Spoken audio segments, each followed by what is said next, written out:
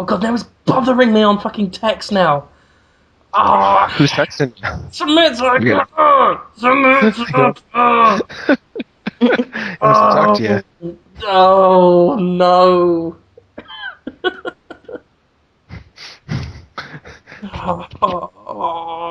Oh, Samit! Did I do it right? Oh!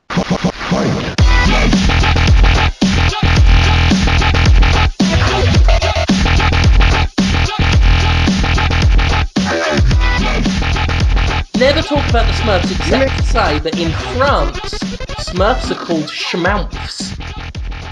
Is that right? No, they're called is Strumps. They're Strumps, but pale. Strumps. You know what? You're right. It is Le Strumps. Fucking Smurfs. Ladies and gentlemen, Did you guys? hang on. I'm doing the intro now. I'm just right into it. Fuck it. Kick off Podtoid talking about Smurfs to let people know that after last week we're going to stick to video games. Welcome to Podtoid 161. I'm your host, Jim Sterling. I am joined by Max Scoville. Ahoy. Tara Long. Hello. Jonathan Holmes. Shalom. And as a special treat, ladies and gentlemen, as a special little... my gift to you, as Reggie Fils and me would say, we have brought on a familiar voice that you may recognise from ye oldie Podtoid, back when it was relevant. Samit Sarkar, ladies and gentlemen, sports editor for the right to go. Woo! Yeah, so this is, I mean, you guys haven't done any episodes since the last one that I was on, right? That is true. It's been a very long time. We did the one about the Super Mario Brothers movie comic. Right, yeah. Yeah. And Anthony went away, and Brad went away, and I brought it back, just a one-off special, Samit, to celebrate your birthday. Great.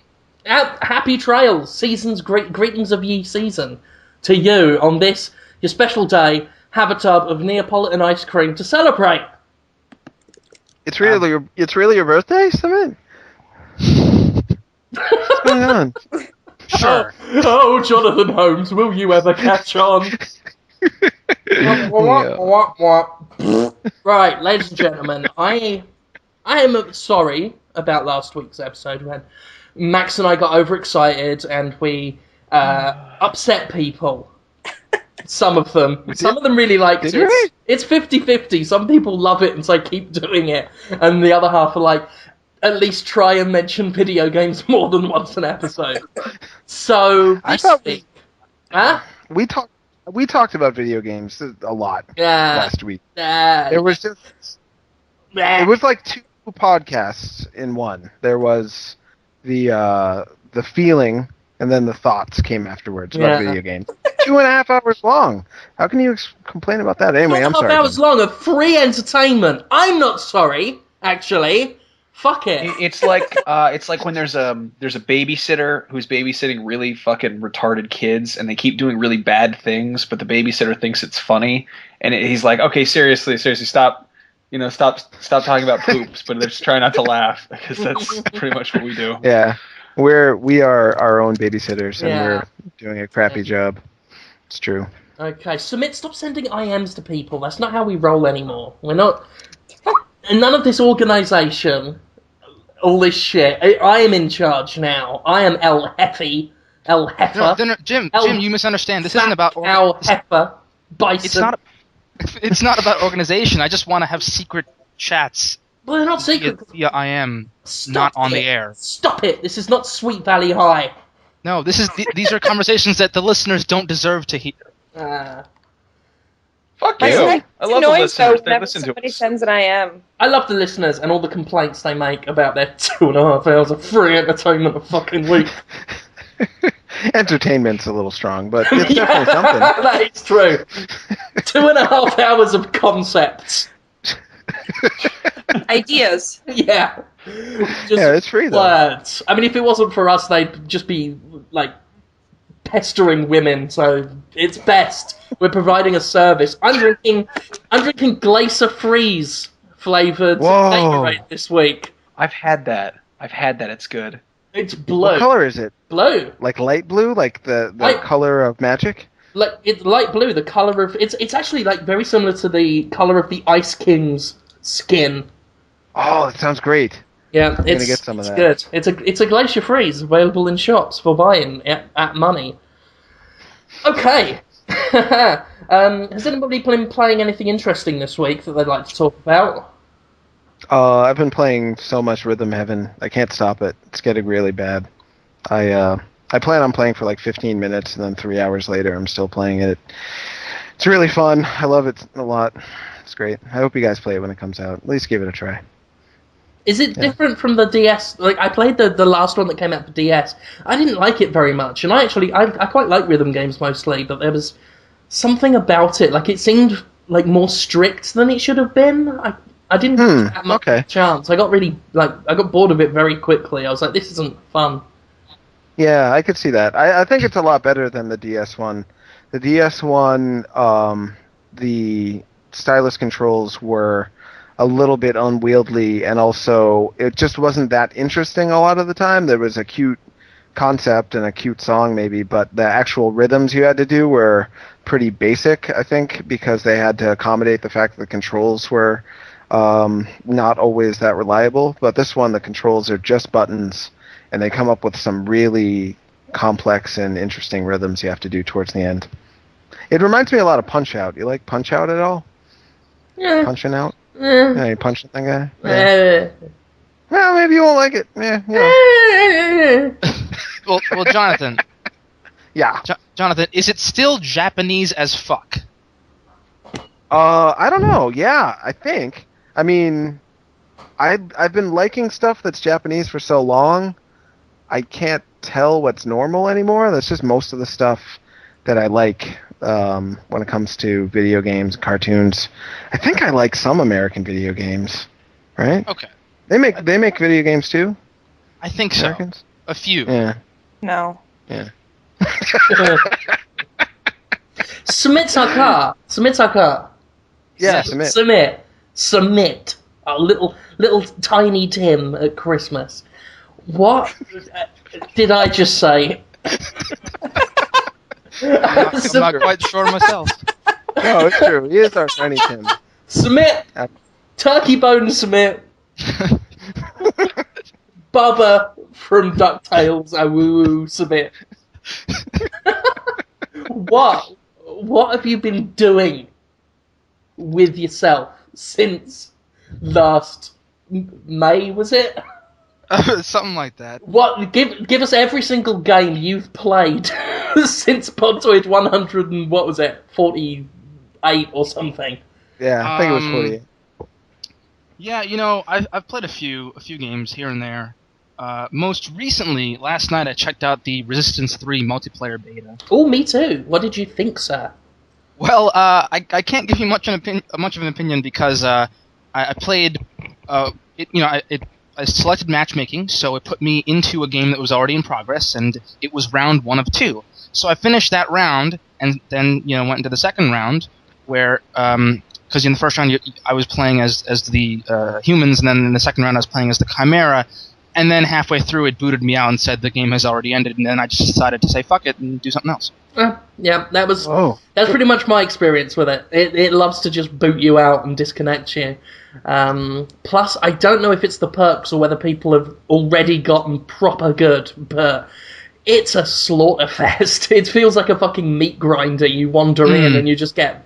And it's really chaotic. It feels very loose. It feels exactly like Call of Duty 4, but a bit less tight. So you've got all that chaos, but it's also incredibly, it doesn't feel all that polished, which, it's a beta, fair play to them, but... Well, it's, from what little I saw, it's very different from, I only played the beta of 2, and that was, in Resistance 2, they were really hyping up these massive, 64-player battles, and this, they've really gone in the complete opposite direction. I think I was playing a 5-on-5 game, maybe, on a map that was still of a fairly decent size, so there was a lot of room to, run around and a lot of stuff to explore. And I seem to really be getting taken down by snipers a lot. But again, I played for maybe 20 minutes, so I can't really say. Yeah, it feels like it's got a lot of problems from shooters from about 2 or 3 years ago. It seems considering how I've only ever played the first Resistance, and it's a massive improvement from that, but it does still feel, and Resistance always seems to have this idea that it really is following in the coattails of other games. It feels very set in its ways and very old. It's the Nintendo of first-person shooters in many ways, in that it does its best to take on new ideas that are happening at the moment, but it seems to do them in a slightly outdated way. It was quick. It felt quicker and more action-packed than any Resistance I've played, having played the first one and the PSP one, and it always felt very sluggish and slow-paced, but I don't know, I'm willing to give it a go. Wasn't the second Resistance pretty controversial for some reason?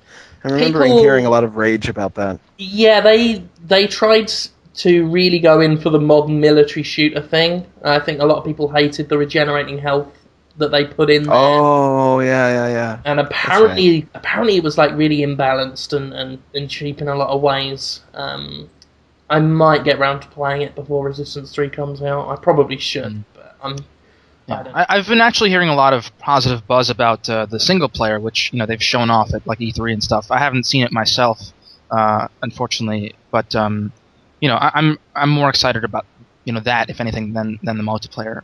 But, yeah. Well, I typically am in a lot of games. Like, single player is what draws me in. The multiplayer is usually a nice bonus. Well, for me, I've already got my fall completely taken away or taken up by Battlefield 3 where as far as multiplayer shooters go. I don't really think I'll be playing anything else. I might check out Modern Warfare 3, but Battlefield is really where it's at for me. I love that company too. Seems to be that way for a lot of people.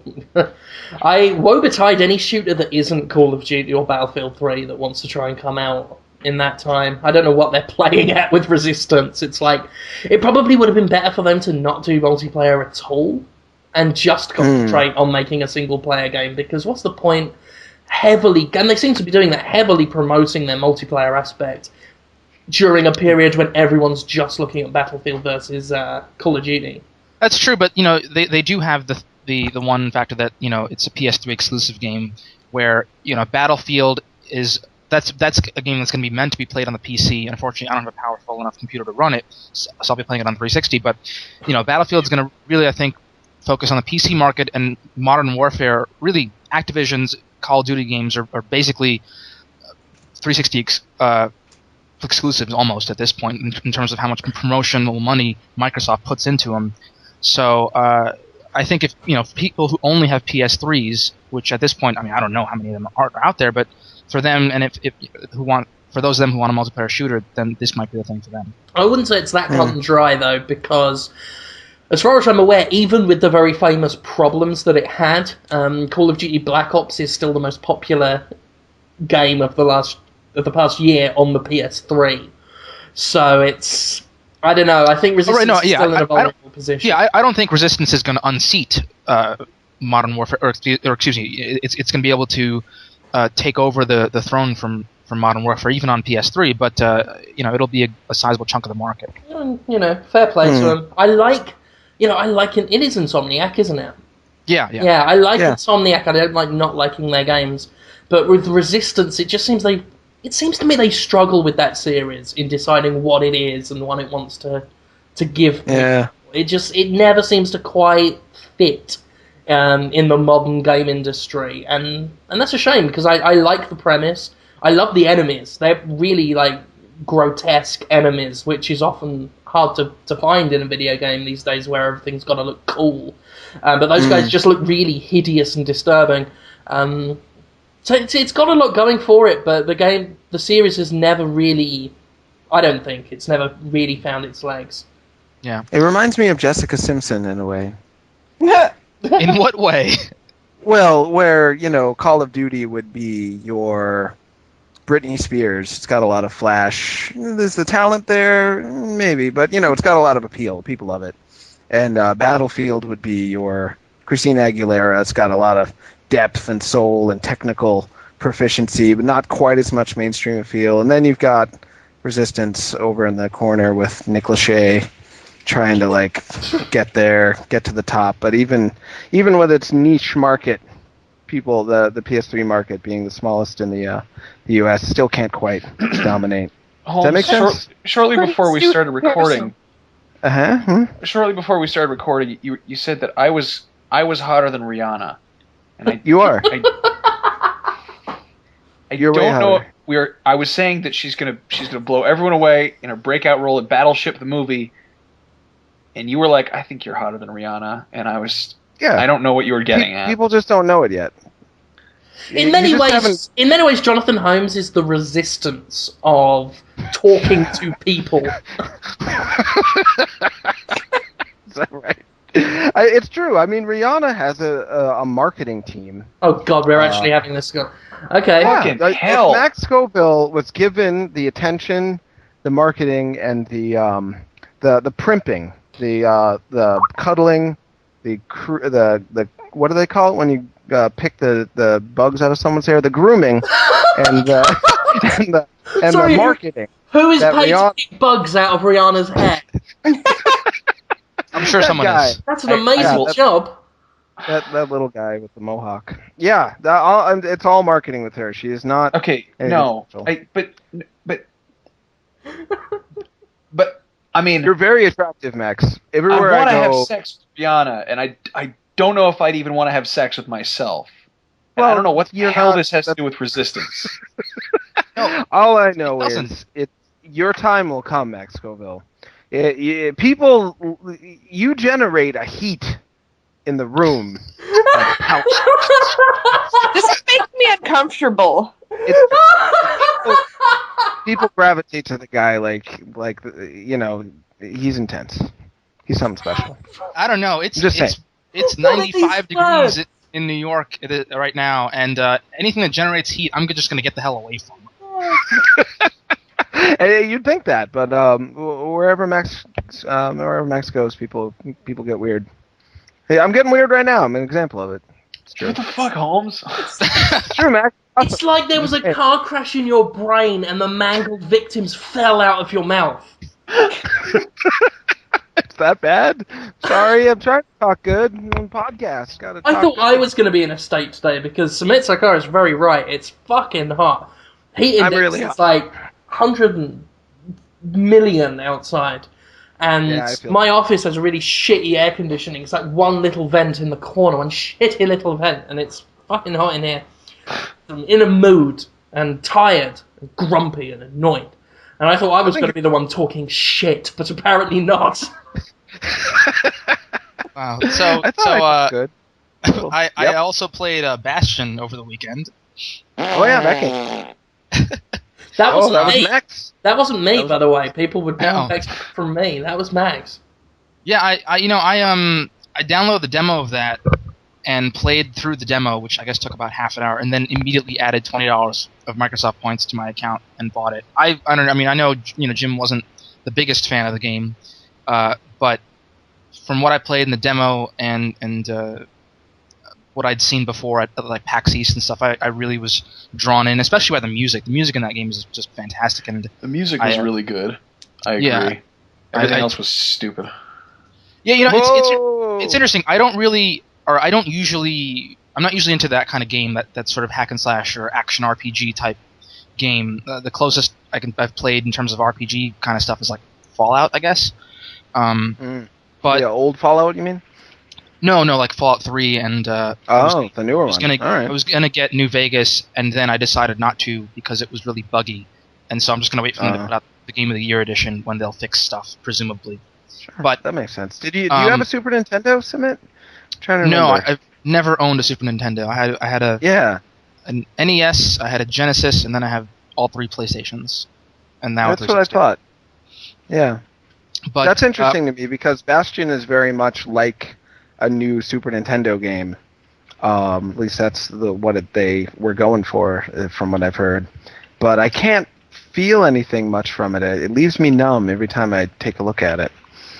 Well, what do you mean, like what kind of new Super Nintendo game? Well, it's Secret of Mana, Chrono Trigger like sort of setup and look, and well, yeah, that's what they were going for. They wanted to bring that back. That's right, what, but it's an action. It's not turn based though. Yeah, Secret of Mana isn't turn based either. Oh, okay. Zelda, that sort of stuff. Yeah, top down guy going on an adventure, narrator, stuff. Yeah, I don't know. I really like the variable or the changes that you can do with the weapons, and you can mix and match them to sort of suit your playing style. Which I'm sure that's rudimentary, but again, I don't usually play these kinds of games. Boobamentary. I didn't think that was going to happen. Sorry, I was sitting here panicking because we were talking about video games. I thought I'd better just interject and do that. So carry on. This is what they get. This is what they get when they tell us we can't have fun. Shit. But yeah, I don't know. I was really enjoying. I read Jim's review, and he sort of likened the art style to like browser-based RPGs or something like that. Or was that right, Jim? The game looks and feels like something like a browser-based MMO, which isn't inherently bad, but it's not. It doesn't blow me away. I don't know. I really like the look of the game. I really like the sort of the environments, and the annoying thing is that you can roll off the edges, but I really like the way that the floor comes up beneath you as you move in a particular direction. I can come up beneath you and move in a direction, and you wouldn't like that. You'd be like, "Oh, Jim, you're hurting me again. Stop." It looks like you took a fucking Farmville and put like an oil painting filter on it. That's actually. Whoa, that's mean. I don't know. I'm not familiar with Farmville, so. I don't know. Like I say, my problem with Bastion is like everything that turns it from a decent game to a great game in people's eyes just looks like smoke and mirrors to me. I said this on previous episodes. It's like a puppet show, except the puppet strings are on fire. Because I can't help but see everything about it and like anything that makes it great in people's minds just looks to me like an illusion, like just like glossy paint, which is chipped off in front of me, but everyone else can see it. It's like the Emperor's New Clothes. I can keep doing metaphors. Keep doing it. Do one about a cat. Do a cat one. It's like a cat. What? Everyone else likes it, but you're like, I don't like it. I don't like that. Yeah, that's just sort of my experience with it. I've played maybe 5 or 6 levels so far, maybe a couple hours total. So I'm really liking that. And the other thing I played last week, the final thing, went to Manhattan on Wednesday or Tuesday, I think it was, and checked out a near final version of Madden NFL 12, which is looking really good. The most impressive thing for me was that they've finally got rid of this thing called suction blocking, which for people who don't know anything about that, which is all of you guys. Samit, ha ha ha, suction. He really wanted you to hear that. Yeah. Yes. Suction blocking, is that like what Zangief? It's like when Zangief does the spinning pile driver. Yeah, I'm not a Street Fighter guy, so I couldn't tell you. But come on, just say yes. It's okay. I'll explain the suction blocking as succinctly as I can, and then you tell me. Okay. Is it like the blue werewolf in Commander Kane? Come on, poor Samit. Come on. I don't know. But so suction blocking is basically where you'll have the players on the field. They have to transition between animations, right? So if you've got your running back, for example, and you're running through what you think is a hole in the offensive line, you see a gap and you're going to run through it, and a defensive player, let's say he's blocking he's engaged with one of your offensive linemen, all of a sudden, as you are passing by him, he will switch from the blocking animation to the tackling animation spontaneously, and you'll kind of just see him slide on the grass. And that's really annoying because anytime that happens, you don't have control of what's happening on the field, right? So it's really annoying as a player who wants to always be in control of what's going on. And so they really seem to have gotten rid of that as much as they can this year, or as much as they've been able to. They've done a really good job of that, and also it looks much better. It's had a lot of aliasing issues in the past. I mean, it looked good, but you'd see a lot of jaggies, but they've seemed to have ironed those out this year. They've also made a lot of improvements to the franchise, but I didn't get to see that. They were just sort of showing off the main gameplay. But yeah, that's coming out in a few weeks, August 30th. So, look for the review sometime in September, I guess. By you? Probably, yeah. Madden. Awesome. Suction blocking? The man just like, what? Think about it this way. They get sucked into an animation. How? Who sucked it? Why did World or I don't get it. Roger Rabbit? So Roger Rabbit got sucked and then he tackled him? But they got tackled. Basically, what I got from this is Samit saw a linesman's hole and tried to tackle it, but then slid around in the grass. Right. And then they stopped him from sucking. All right. So it's like anal sex from getting a blowjob. Gay sex in the grass. Is Madden 12. It's so the animation gets triggered, and does it suck you into the tackle when the animation gets triggered? No, it's sort of like you have the two players that are not touching you. Like there's a gap, right? You should be able to just run right past them. Like in the real NFL, one of the defender might be able to sort of get an arm on you, but he's not going to spontaneously just exit the blocking animation, the animation where he's engaged with the offensive lineman like he's wrestling with him, and just sort of all of a sudden, because you are running past him, he just sort of disengages and then switches and I know what you mean. Slides toward you, and then I have a question. All of a sudden you're tackled. I have a question. Huh. Yeah? Yes, Max. Is Madden a prequel to Rage?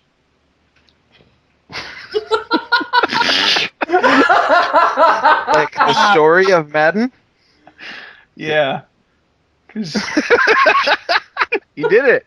You engaged in the discussion of Madden 12, Max. I talked about sports. Well done. You did it. I enjoyed it. You're a well-rounded individual now. It is a precursor to my Rage right now. Oh, you're not feeling rageful, are you, Smith? We're treating you with more respect than angry little man. I'm feeling pretty rageful. The sad thing is I'm treating Samit with a lot more respect than I used to as well. This is me as respectful as I've ever been, because I've grown up and matured since the last time, and now I'm a man of the world. I thought you were just too tired to come up with... too fucking tired to come up with it, yes. Yeah, that's how it comes across. Yeah. Well, to put a cap on it, that does sound a little bit like... racist? just because Samit is African American, put a cap in it. Racist. Like a Scully cap? I get it. Yeah. Yeah, it is kind of like when Zangief does the spinning pile driver. It sucks you in. But that's what people like about Zangief. He can suck you in from like 3 or 4 feet. Sucks it in. And that he can wrestle bears.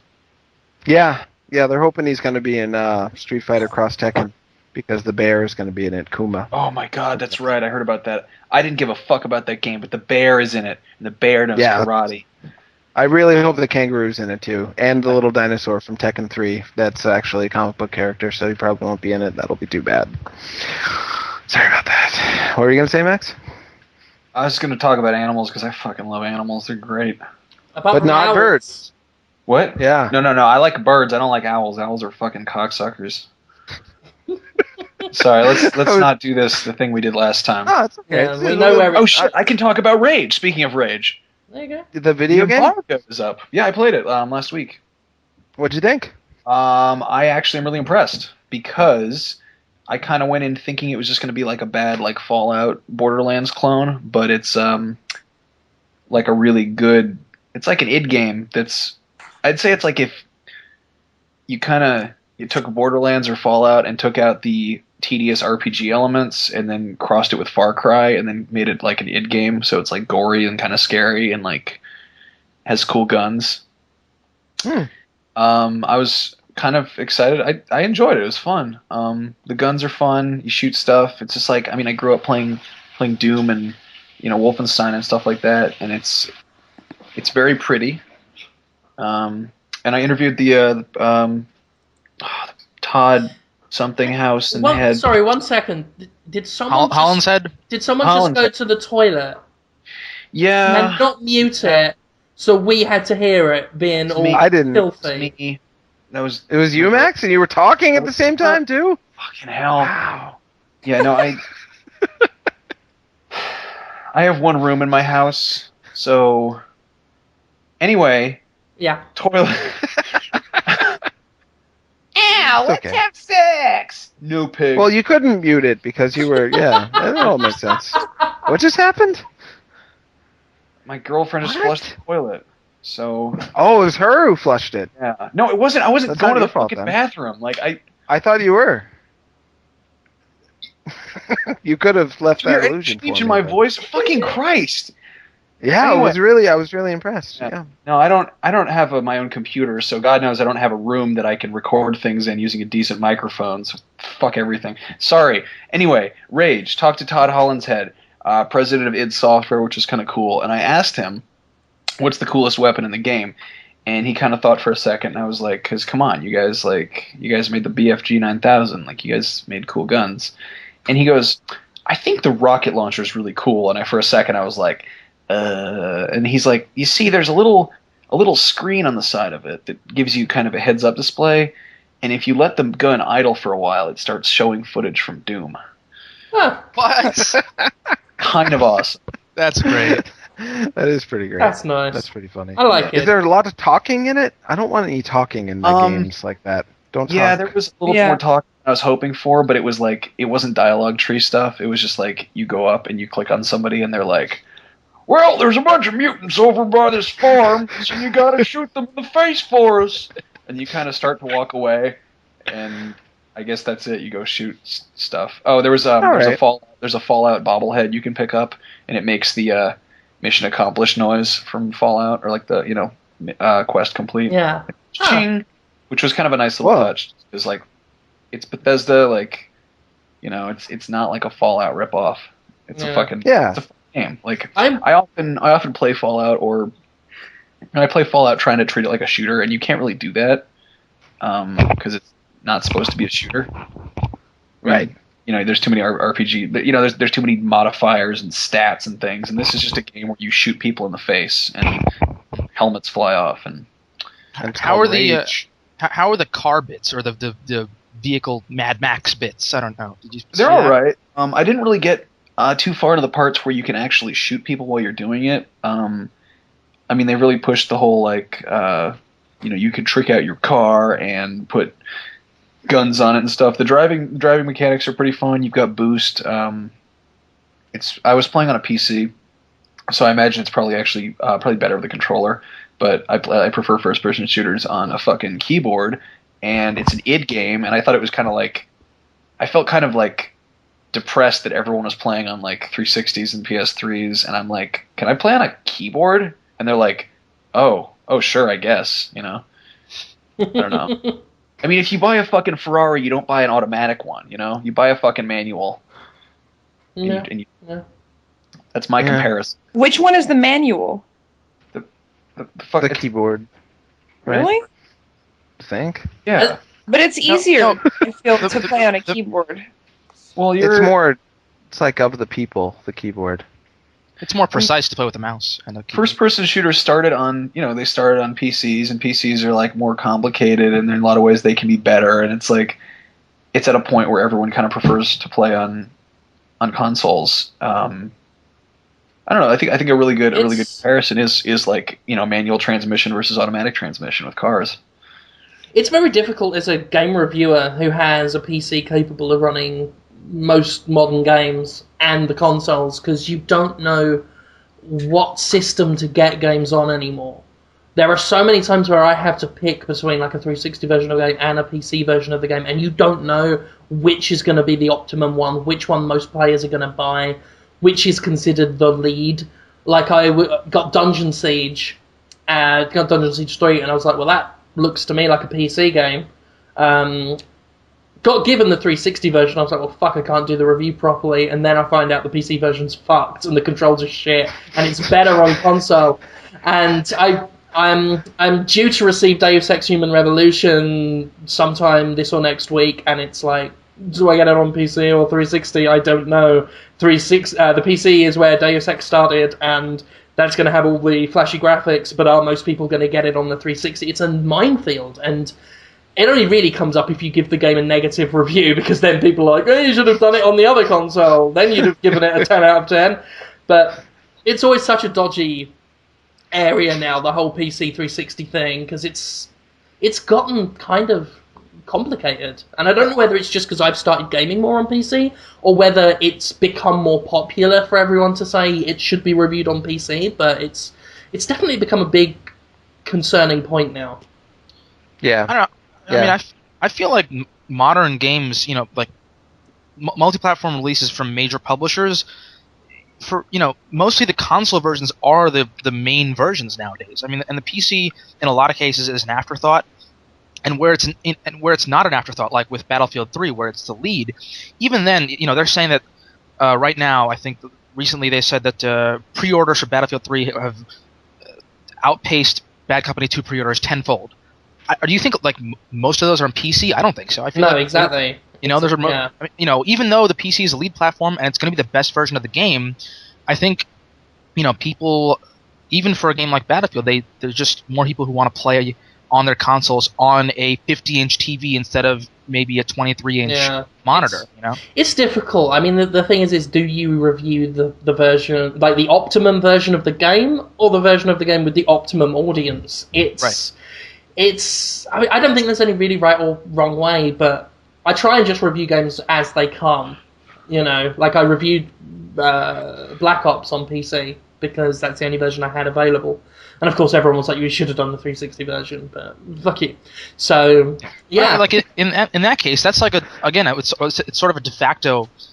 The Call of Duty games are sort of de facto 360 exclusives. I mean, obviously, there's a PC version, there's a PS3 version, but the vast majority of the audience is playing that game on 360. Exactly. So it's like, maybe that's what you do. Like, even if Battlefield 3 is considered a de facto PC game predominantly, is that what most people are going to be experiencing? Probably not. Go for the 360 one. So that's... Sure. It's an interesting topic. I think there's some debate to it, but... I don't know. Who knows? But I've been playing Deus Ex, the first one, in preparation for Human Revolution. Oh yeah? What do you think? I would recommend... It's stealthy, right? Well, I stealth. I didn't bother with that. Maxed out my guns, thanks, and went in shooting him in the face. I would recommend to anyone who's ready to bitch that Human Revolution is not like the first game, therefore it's shit. Because I know there are going to be some people that are like that. I would heavily recommend you replay Deus Ex the day before Human Revolution arrives, just to remind you how that game has aged, because it's not that pretty. It is still a very ambitious game, still a game that deserves a lot of respect, but it is fucking aged. Like, it is not the zenith, and I think it's not that hard to improve upon what it did these days. It is a very loose and clunky game, and I am very much looking forward to Human Revolution. I'm glad I went through Deus Ex again, just to sort of to prep myself and get myself in that mindset, because it is, Human Revolution, if it's going to take a lot from Deus Ex, is going to be a very different kind of shooter. But yeah, I mean, Deus Ex is fun enough. It's interesting. And I really like the way the story is structured and paced, but as an actual... When it comes to combat and all the stealth and stuff, it hasn't aged well, so I would recommend people be careful before holding it up as this godlike entity that Human Revolution can never hope to touch. Although that said, to be fair, a lot of people... I think most people are really excited for it, and I am very much among them. Just seeing how well crafted the trailers are and the promise of the story is really tempting. So, fingers crossed, good game. Yeah, I hope so. Yeah. Better than Epic Mickey, probably. Better than Epic Mickey, probably, yeah. That'd be a good review. Deus Ex Human Revolution, probably better than Epic Mickey. I wonder if once that game comes out, if people are going to stop spelling it Deus Ex Human Revolution, because I was at a games or like a neighborhood games shop recently, and that's what I saw. And I was going to say something to them because it was listed on their whiteboard of upcoming releases, and I was going to say that, hey, your thing says Deus, but I decided against it. Yeah. Spelled D-O-O-S? I've been calling it No, Deus as in D-U-E-S. It's like a typo instead of D-E-U-S. Like Hot Shots Part D?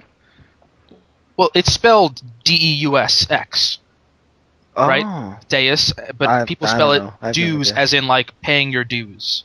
So they flip the U and the E is what they do? Because they're stupid. Or because they made a typo. Or both. I like how you backed off. You felt I've the been calling it gayest sex. Like the gayest, gayest sex. Also that or douche sex, whichever, depending on how stupid I'm feeling douche that sex? Day. No, douche sex. Douche sex. Like do it. Yeah. Yeah. It's a very interesting podcast. That's right, folks. Well, no, it's not. It's horrible. No, it's good. We're just it's the worst episode ever. I wouldn't say that. Max is annoyed because we have to be on good behavior because we overindulged last week. Can we just have an overindulgent podcast, Jim? Can we just... What do you mean, like every week? I mean, it doesn't even have to be a podcast. Can I just Skype you and just be like, can we just talk about weird shit together? Or would that be weird? Like gay sex? It's got to be productive. If you don't record it, then it's not work, and therefore Jim... And then I can't write it off on my taxes. Yeah, he's working 100% of the time, from what I know. Oh. Okay. Yeah. Because that's what I do when I want to play video games. It's like I have to work, and then I sit down and play Saints Row for 9 hours. And then I'm like, I'm going to be reviewing this game. You're going to be... I have the opposite problem. I'll sit down and I'll be like, I have to play games. And then 5 hours later, I'm still writing bullshit. And it's like, I want to play video games, but I ain't going to talk about my 50th 3DS price cut story. Yeah. You know, I've listened to a few of the episodes that I wasn't on. I mean, those mystery episodes. Really? Just a few. And I always thought to myself, like, why doesn't Tara say more? And then being on the show, I realized she just must be appalled into silence. I don't think so. As innocent as my silence would portray. This is true. Is that right? Well, that just makes it sound like you've got it on mute and you're dildoing while we talk. Sorry, that was a possibility. That was really, that was really crude. I apologise. That's all right. Dildoing isn't the worst word. Probably what you're doing, though.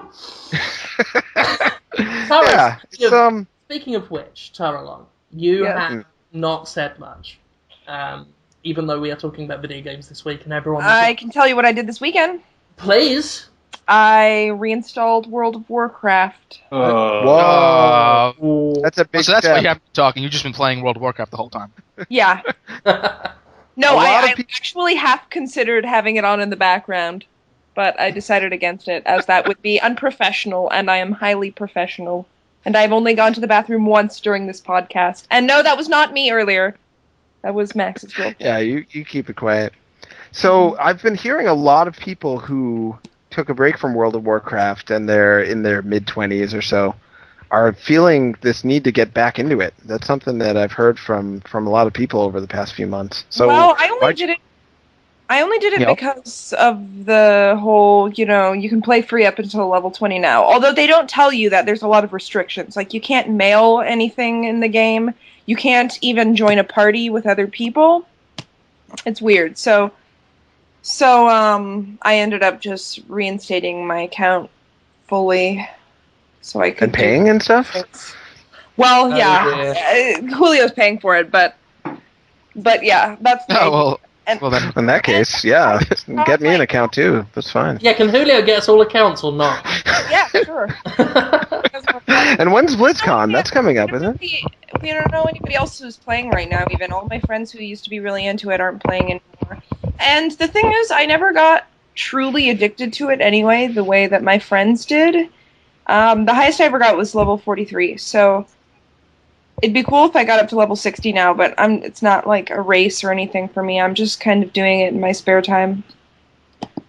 Although I did play kind of a disgusting amount this weekend. But I'm level 16 now, so yay for that. Sounds fun. My stepson plays that game sometimes around his proper dad's house. And he calls it World of Warcraft, which I think would be a far better game. You know what? It's like, I haven't gotten on it in probably a good 5 years or so, and they've made so many improvements to it. Just, it's a lot more dumbed down now. It's really much easier to get into, even if you've never played before, I assume. But it's, it starts you off with the kind of tutorial type thing, and it's just so easy now. But it also satisfies all of the good RPG criteria, so if you just kind of want something to kill a bunch of guys or maybe dungeon crawl or something, it totally, scratches that itch. Which is what I've been looking for anyway, now that Julio finished Torchlight, and I don't know when the fuck Torchlight 2 is coming out. I thought it was supposed to be last month, wasn't it? It was supposed to be July, and then... but they never apparently committed to. They just sort of said maybe July, hopefully, and then, Yeah, that was the last I heard, but I haven't even heard them say anything about it getting pushed back or anything. Yeah. Maybe they're just.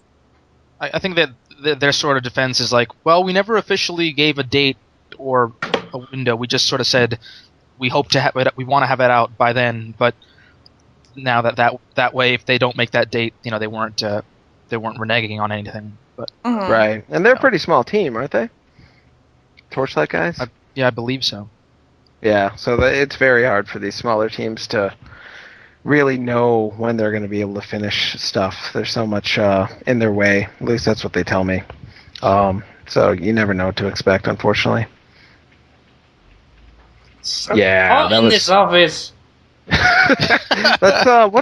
So we talked about the stuff. Yeah. Right? Yeah, we talked about the stuff. So it's time to get on fucking topic and talk about Willem Dafoe for a bit. Oh man, I have to go soon. And you guys, now you start doing the fun shit. I've got a quick pitch this week. It's a good one, I think. It's called Suburban Centaur, and Willem Dafoe and Vince Vaughn star as two young centaurs who have to travel to New York at the behest of the Centaur King to find girlfriends. Like Coming to America, kind of? Hey, Jim? Yes. Hilarity ensues when the Centaur King, played by Danny DeVito, says, "You gotta go to New York and get girlfriends while I'm joking off." And imagine the fun when traffic jams, which always hilariously happen in New York City, are held up by two centaurs, and a taxi driver leans out the window and says, "Get out of the way, you horse's ass!" And then Willem Dafoe says, "I have a horse's ass because I'm a centaur."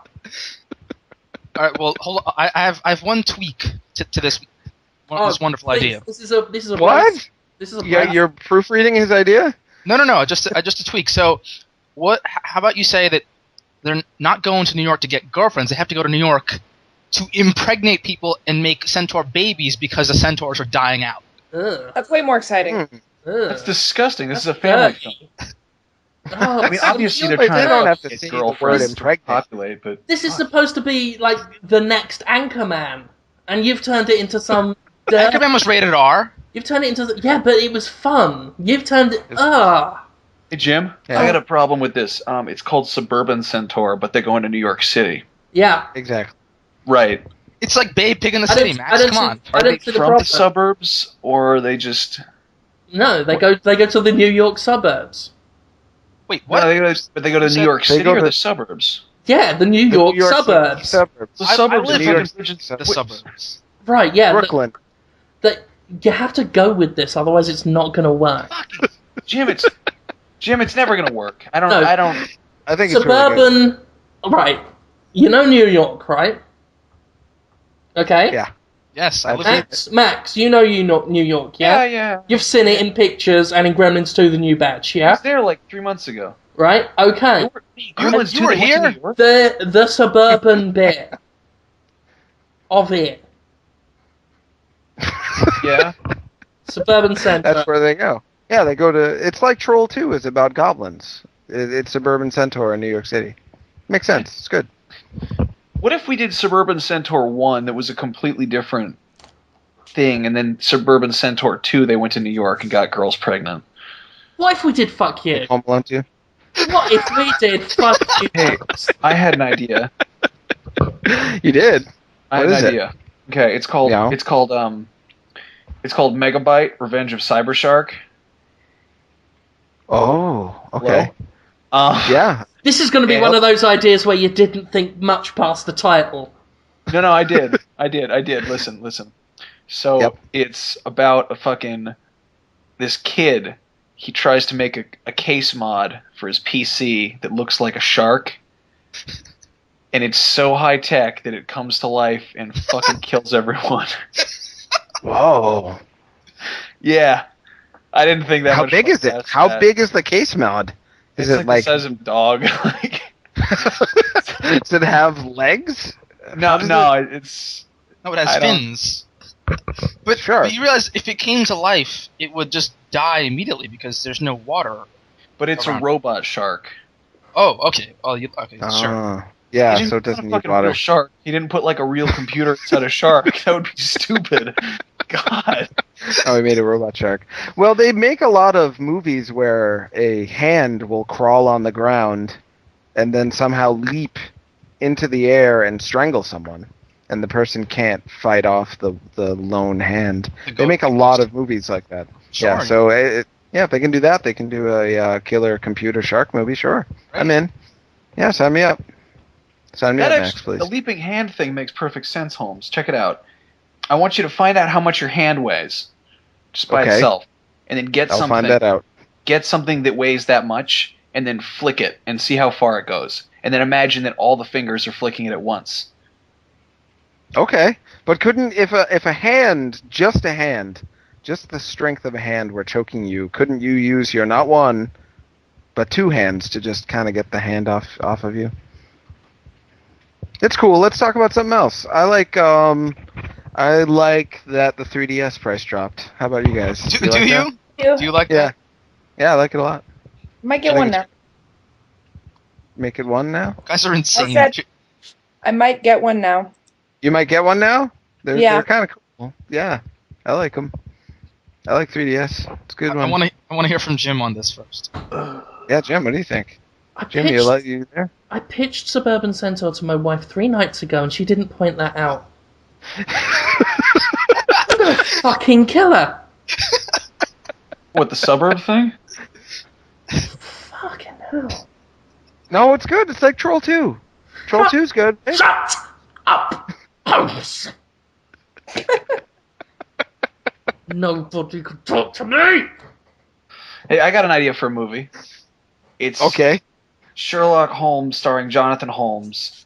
And, oh no! But you play Watson, and Jim is Sherlock. Oh my god! And so Jim is just doing all this fucking opium and cocaine, and just sitting there in his like messy ass study. 221B Baker Street.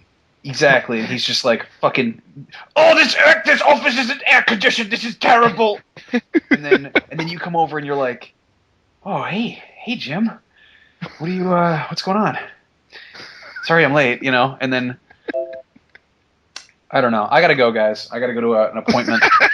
On that note. I have to leave. That was too much. Before you go, gone. Real quick, we got 2 minutes. Or Okay. 1 minute. What do you think of the 3DS price drop? We need the Max Scoville opinion on this because you're hotter than Rihanna. What do you think? Make your fans happy. Tell us what you think. I kind of don't really care that much. I mean, I sort of want one, but like at the same time, I'd rather get a PS Vita and see how easy I could hack it to play Super Nintendo ROMs. Yeah, I wonder if they're going to be able to hack the Vita easily. I think they're going to make it much harder this time. The Vita. Oh, really? Well, God knows no one ever hacks Sony's anythings. Yeah. Anyway, I'll talk to you guys later. Peace. Bye. Bye-bye. And then there were 4. Okay, well, most of our listeners have switched off now. Oh, well. Oh, God. But yes, this 3DS thing. This is... I mean... Is this not, like, the biggest slap in the face? This is like Reggie whipping out his cock and slapping all of Nintendo fans across the face. You think so? That's amazing. That's so interesting that you think that. To me, I love how Jonathan Holmes is too nice to, like, do what I would do and call you a fucking idiot. Not that I think you are in this one, but, like, if I disagreed with you, I'd call you a fucking idiot. Whereas Jonathan Holmes is worse in a way, because he'll say, "What? That's so interesting that you think that. What is you weird, anomalous little spunk ball?" That's basically what he's saying.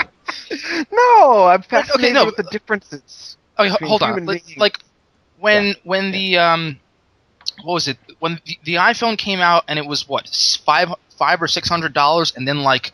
I think 7 weeks later or something, they dropped the price by $100 or $200, and all the people who bought it, like they stood outside an Apple store on day one and bought it, were like super pissed off. And I had a friend of mine who he had bought his, and it was like 3 days past the 14-day return period, and he went back to the Apple store and like demanded his $200 refund, and like they gave it to him eventually. But I mean, this is insane. This is. But like, nobody forced them to buy it on launch day. You know what I mean?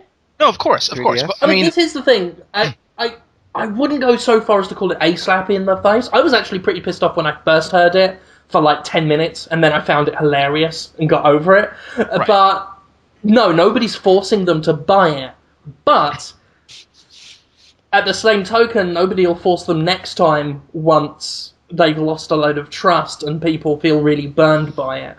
I think that's the big problem there is, it's just fucking sensible to not make your consumers mistrust you. Huh. I don't feel any mistrust. No, but I don't really either. Yeah, but the thing is, like, look, I didn't buy 3DS. I don't have any interest at $250 or, what is it, $170 now? Is that right? I think so, yeah. Yeah. Yeah, okay. So... Or wait, no, it was an $80 price cut, right? So it's... it's $170. It's $170. Yeah. So, like, I don't have interest at $170 either, but that's for different reasons. But the thing to me about that's, like, crazy about this is that, you have all your fans that, you got them to buy it in the past, what is this, August, and it launched at the end of February? Was that right? Or end of... March. End of March. Yeah. End of March, like right. Mid-March, yeah. Yeah, okay. So, it's been a few months that this thing's been out with very little software that's worth buying. I mean, that's not like necessarily even my opinion. That's just like pretty much general consensus is that there's very little software that's worth buying for this thing. And you have the thing launching with, it had a half-assed launch, not just with the software lineup, but with the functionality of the device itself. It didn't have the eShop at launch, which is absolutely ridiculous as far as I'm concerned. Yep. And you have Nintendo just sort of shitting this device out just because they need to get it out before the end of their fiscal year to make their shareholders happy. Yeah, can I just interject? That's the funniest part of this whole thing. Because I consider the price cut basically the punchline of a really funny 2-month-long joke. But the funniest part is that bit where they released it 2 months early to keep the shareholders happy, and now the shareholders have lost a fuck ton of money because they launched it 2 months early to keep the shareholders happy. Good night, I'm Reggie Fils-Aimé, try the fucking veal. It's my foot. The veal is my foot because I'm made of meat. That is the joke of this particular scene. Yeah, and sorry, I'll be finished soon. Go ahead. The real thing is that, and Nintendo knows this. They clearly know they fucked up because they're offering 20 free virtual console games to people who have bought the 3DS and already. And also, Satoru Iwata posted a lengthy apology today on the Nintendo website, apologizing to all the 3DS ambassadors. Right. So they know this is not the done thing. They know they fucked up. Yes. They know that they put this device out with not a great software lineup, with functionality that should have been there that wasn't. That they'd been promising all along, and then they were like, oh yeah, this is going to come 2 months after launch, and then even the day it was supposed to be there before E3, and it wasn't. It came out during E3. And then of course, that's right. At E3, Sony was like, PS Vita, 2 touchscreens, 2 analog sticks, we can do almost PS3 graphics, and we've got all the internet, and all of this shit's going to be available at launch. $250, suck my dick.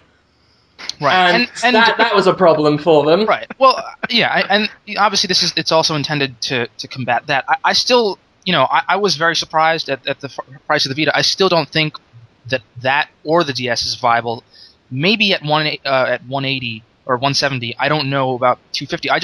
My main reason for not wanting either of these devices, even though I've seen some cool. I got hands on with the Vita a few weeks ago at a Sony thing in Manhattan, and there's some impressive stuff coming out for it. I don't think that there's necessarily a market for the games, because they're going to be $30 to $40 for games on a handheld, a dedicated gaming handheld, and you got people who are like, I have an Android phone and I don't really use it for a lot of gaming, but anything I buy on there is going to be under $5 basically.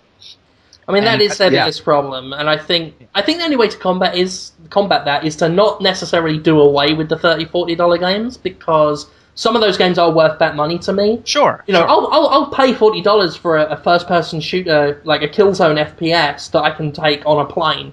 That's worth $40 to me. Not to everyone, but to me. But they need to marry that business model to the App Store model and have a proper fucking digital store for $99 to $5 games. Yeah. Not these half measures that we had with PSP Minis or the eShop now. It's like they can't keep doing this. They can't keep trying to make the world of mobile gaming bend to them. They need to bend to the world of mobile gaming. There's no way around that. And this is a problem with corporations for many, many years and in many, many different avenues, is that they cannot concede. They're too arrogant to concede that the world has changed, especially thanks to the internet and new technology and new customers. And they want to make all of that. They want to make social change, technological advancements, a new breed of consumer, all change the way they work for them. And that's not how it works. You're the minority here. You're going to have to bend yourself to work with this. And Sony and Nintendo so far haven't got that into their skulls. I hope Sony have, they learned from what a fuck up the PSP Go was, I hope, and do something with the Vita, but only time's going to tell on that front. But you think so, but I feel like you're talking about the audience having to change for the software or the hardware companies, Nintendo and Sony. I feel like the audience has already shown that they've moved on. That they've moved on from the old business model. No, that's what I said. Yeah, I said Sony and Nintendo have to change for the consumers, not the other way around. No, I totally agree with you. It's Nintendo came up with the 3DS, which had this, it's old blood. That's what the 3DS is. It's old blood, and they made no concession, and it seems to be not working out so well for them. And people keep saying, "Oh well, the first DS didn't do too well when it launched." It's like, that launched about 5 years ago now. Before the iPhone. No, 2004, I think the DS came out. 2004. Yeah. This is pre-iPhone. This is pre-Androids. This is It was a very different world back then, and it's beyond inane and myopic to think that the 3DS is going to repeat history so easily. There's too much competition. The world has changed too much, and Nintendo, if they do not change, they will be fucked. It's very well for Iwata to stand on a stage at a GDC and criticize mobile developers and say we have no interest in engaging with them on that level. You keep doing that. There are many species throughout history that had no interest in changing with the climate, and they're dead now. So there you go. And I'm not saying Nintendo's going to die anytime soon, but unless they change the way they operate, they are going to become extinct. And it might take a very long time, but they can't it's not sustainable. you can't dig your fucking heels in the ground and refuse to move. I think they're already moving. I think, they put that Pokemon app out after they said, we don't want the app model, we don't want to do... Nintendo is saved! Ladies and gentlemen, Nintendo is saved. It put a shitty little Pokemon app on the App Store. They made a lot of money from it. So they're testing the waters, and they're going to move in that direction. The waters are already tested. That's my problem with Nintendo. The waters are tested. The waters are tested, and it's lovely. And people are swimming around with nothing on and making love in the summer sun, watching Piranha 3D. And I don't know. That metaphor went wrong. Yeah. Peeing in the ocean. Oh, went just right. Exactly. It was a lovely time for all concerned, and Nintendo's only now testing the waters. Just like they were only now testing the waters with online gaming with the Wii, and they're only now testing the waters with HD gaming with the Wii U. You can't keep doing that. You really can't. Loyalty from the Nintendo fanbase is only going to get you so far. There were a lot of people in the 80s who were still very loyal to coal. Yeah, look, and all those millions of people to whom Nintendo sold Wiis, they're not. You think they have loyalty to the Wii as a brand? You think they're going to pick up Wii U's when that thing comes out because they already bought a Wii and I have this old thing and I have this attachment to throwing a frisbee with my Wiimote? I don't think so. But Jonathan, Jim and I have blathered on for a while. What's your take on the price cut? Because you probably have a different opinion. Oh, I guess so. I don't know. I want to make sure Tara gets in there. Tara? I mean, it's hard not to view it in terms of how beneficial it is to just me, which is obviously vary since I kind of plan on buying one now within the next 3 months or so. Yeah, that sounds right. But now, in 3 months they'll drop the price again. Well, we talked about it on our show a little bit, and I kind of made that argument that I made before, that nobody forced people to pay $250 for it when it first came out. I think that was a somewhat reasonable or at least expected price at the time. And especially now with the Vita coming out, I can totally see why Nintendo did this to just get an edge up on them, because this is probably going to end up swaying a lot of people over. I mean, people at least planned not to get the Vita at launch. Right, but if you say you're going to buy a 3DS, with sometime in the next 3 months, name 5 games that you're going to buy. Can you name 5? You sounded That's cool. That's the thing. Most of them would probably be virtual console titles, which is like whatever, I have the current selection does kind of suck. I would probably buy.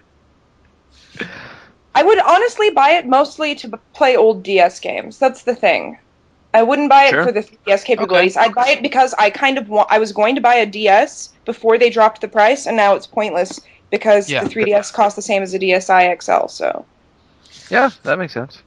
I mean, yeah. No, that's fair. I will fully admit that I bought a PS3 at launch when it had basically nothing. I just bought Resistance because my PS2 seemed like it was on the way out, and I was like, well, this 60 gig will play my old PS2 games, so I'll have something to occupy me until there are more PS3 games that I'm interested in buying. So that's totally fair. I was curious, Yeah, I mean, I would buy the Pilot Wings probably, definitely Bit Trip.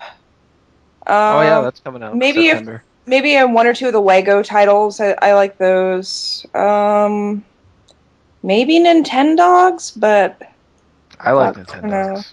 You rub them. That and Rayman. Rayman. Oh yeah, Rayman's pretty good. Rayman 2 port. And they're coming out with Origins for the 3DS. Yeah, that's on the 3DS. Sonic Generations is on the 3DS. It's unique to the 3DS. The library, it's slowly getting better. If you like fighting games, it's actually really good. Sorry? Oh, I'm sorry. If you like fighting games, it's actually great. I haven't been disappointed at all with the 3DS lineup, but that's because I like Street Fighter. Yeah. For you, I would hold off a little bit. I don't know. I can't help but feel that it's not worth getting too invested in a 3DS anymore. I got the feeling that this price drop is indication that Nintendo is ready to abandon this one pretty quickly. I have a feeling it's going to be like the PSP Go. And I might be wrong. I'm certainly not going to say this is definitely going to happen. But I've got this, I don't know, just this, I don't want to call it That'll be like worry. the Game Boy Micro or something? Maybe. Like, I don't want to say worry because that would imply I still care a lot because I've given up. Like, my 3DS has just sat on my charge dock for like 2 weeks. But I've got this feeling that this price drop shows that they have had to resort to very drastic measures in order to make this thing viable. Yeah. The fucking eShop just seems to be going nowhere already. This is 2 weeks in a row they haven't given us anything, like any portable virtual console games. And it's like, I've got this feeling they're going to give up, and we'll see a 3DS Lite pretty quickly, like quicker than you'd expect, even by Nintendo standards, and that's going to have like a better eShop and more features on it and everything that was left off this one. This one just looks like a failed experiment now. I don't know that this is a. It's certainly, like as you were saying, it's a drastic measure. It's a sudden measure. It doesn't seem to me like a cut and run decision so much as a holy shit, we are not selling nearly enough of these things. Well, I think I wouldn't say it in itself represents a cut and run decision. I think it definitely represents if the price drop isn't enough to get them some pretty quick returns, pretty, like high returns at a quick rate, it may be the precursor to a cut and run decision, and they might be like, fuck it. I think it all depends. Yeah. I feel like they're committed. I mean, they're committed to this device because it is the next platform. It's not just the successor, or it's not just another evolution of the DS. This is the next handheld platform for them. So they have to be in this for the long haul. Which is why I'm worried about the business model in terms of the software. You guys were saying that maybe in a few months there'll be some more games out that I'm interested in, or there'll be some better games out.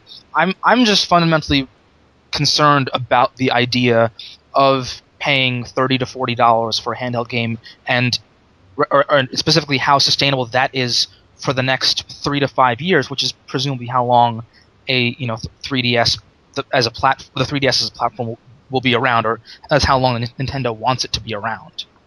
But that's what I feel. But Jonathan, your take. I'm curious. Okay, my take. Where do I even start? I was not upset with the price drop, just like if I bought a house that I was very pleased with for $200,000 and then the market shifted 6 months later and then it was only worth $100,000. I wouldn't be mad that my house, it sucks a little bit. But then if the guy who sold me the house was like, oh, and take all this, take $100,000 worth of free stuff, I'd be psyched. There's no way I'd be angry about that. I want to just call that bit into question. I'm sorry. I've been listening to you talk for so long. Just let me talk a little bit longer. Well, don't let me forget then. Okay. You sure? Yeah, go on. Oh, you're so nice, Jim Sterling. People don't tell you how nice you are enough. Very nice, man. Yeah. So yeah, I was not upset that the DS got devalued because I felt like I got my money's worth, and then I was shocked that they were going to give me all that free stuff that I personally would have bought. If you're the kind of person who never wanted to buy NES games or Game Boy Advance games on your 3DS, I could see why you'd be disappointed with that offer, but I was going to buy all those games, so now that I'm getting them for free, I'm saving money. So that made me happy. I was happy that other people were going to buy a 3DS, hopefully, now, so I can play games with them, Spot Pass and stuff like that, because there's a lot of local functionality for the 3DS that just doesn't do you any good if no one owns one. And what else did we talk about? Oh, yeah, if it really bombs, I don't think it will. I think they did this price drop because third parties were starting to back out in droves because the install base wasn't there for them. And Nintendo has this really long history of not getting along with third parties, as you guys know, because third parties don't want to support the thing because they don't want to support Nintendo consoles because people don't buy them, and then if they actually do buy them, it's only to buy Nintendo games, and then only Nintendo games sell on them.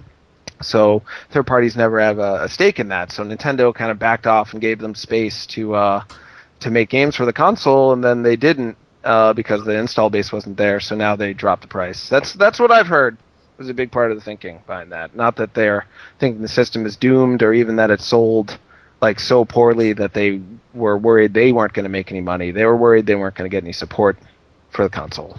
And hopefully they will now, but if it still doesn't sell, then yeah, maybe they will back out and just do a Nintendo phone and call the 3DS a disaster and never talk about it again like they did with the Virtual Boy. Oh, I would love to see a Nintendo phone. I bet it would be operated by you having to put coins in it.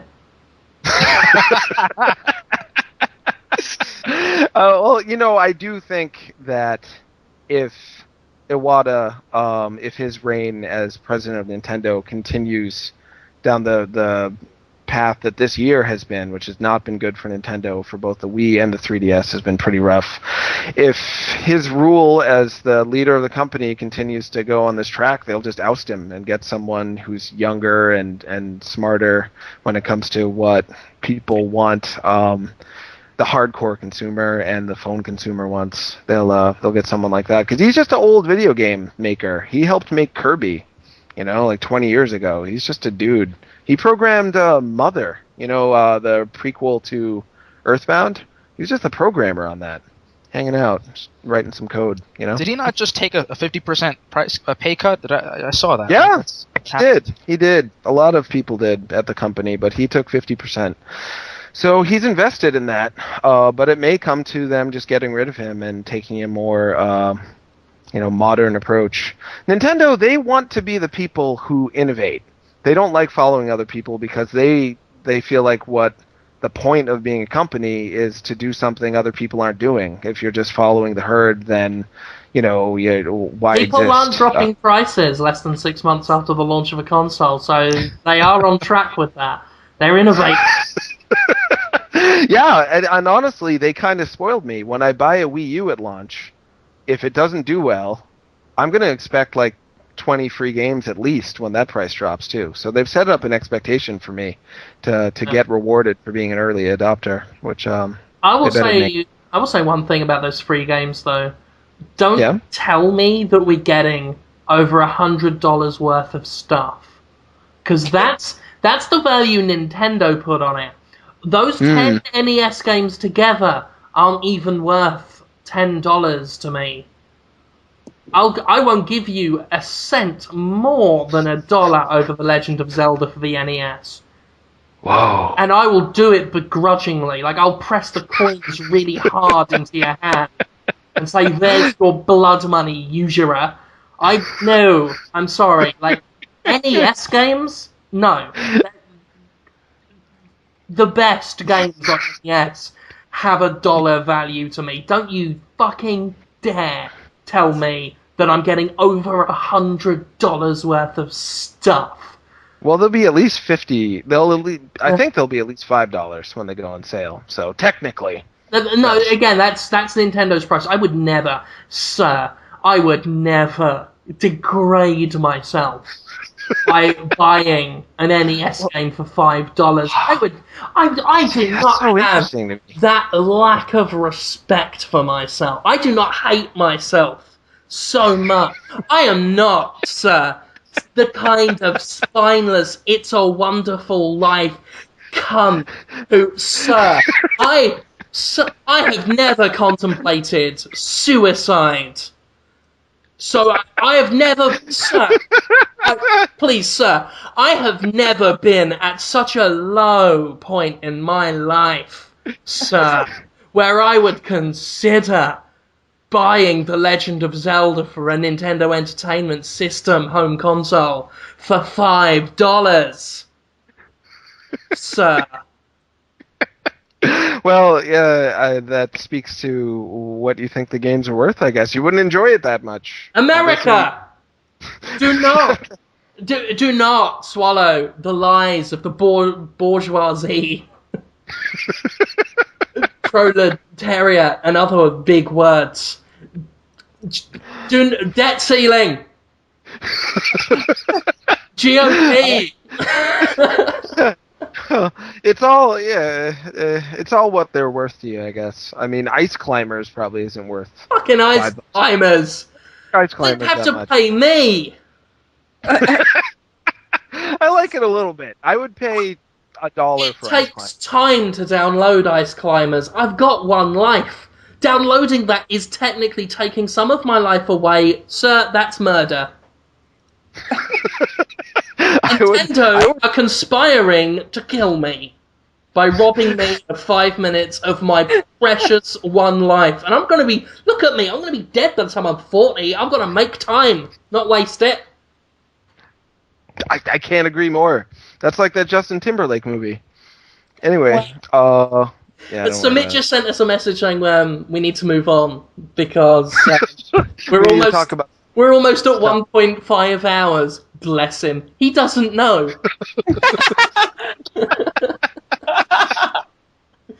Oh, dude. Things Max got going when the going was good. Things have vastly changed since Anthony was in charge, Samit. I think you'll find that I'm a very, very different prospect than her, bitch. Hopefully we can get him to show up and say hi sometime. That'd be fun. He's so busy. No! He's so busy. No! He's gone. No, just to say hi. He's gone and I'm the funny one now. Yeah. It shows this is sunk. Okay. No. EA Sports. Now this is... Yeah, what are they? Yeah, bear with me. This is a sports topic, but considering when I saw the story, I thought I better post that. It's big news, because otherwise, I would rather buy The Legend of Zelda on NES for $5 than write about a sports story, sir. No, this is actually big news. Where's Samit to talk? Where's Samit to talk? Samit, why don't you talk? Yeah, you talk to us about this. Okay, sure. So, I don't know what it is.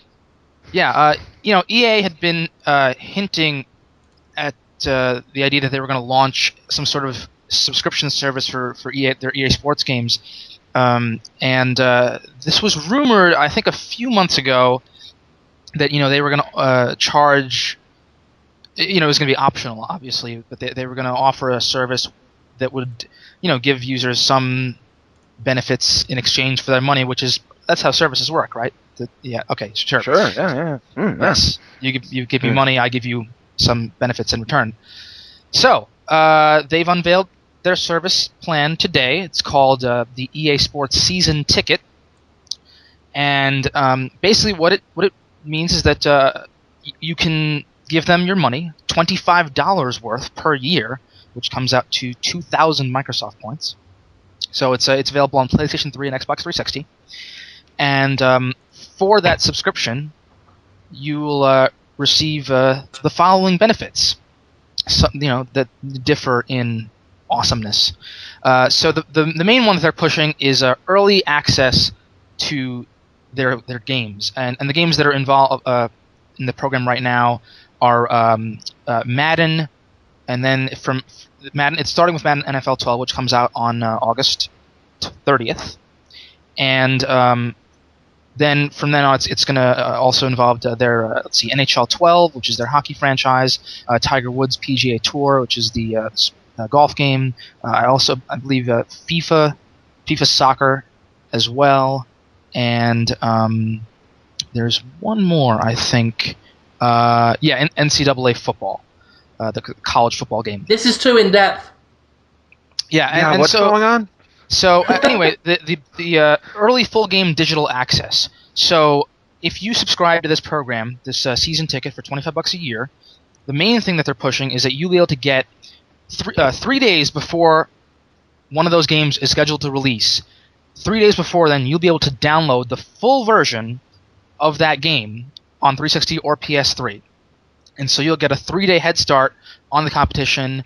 Anything you do, save games or achievements and trophies, that all transfers over to the game when it actually launches 3 days later for and you buy it for the plebeians, right? And so you buy it. Yes, and so that's the main catch here is that this sounds really awesome, but EA's main partner with this is GameStop. So that should tell you a little something about this full game digital access.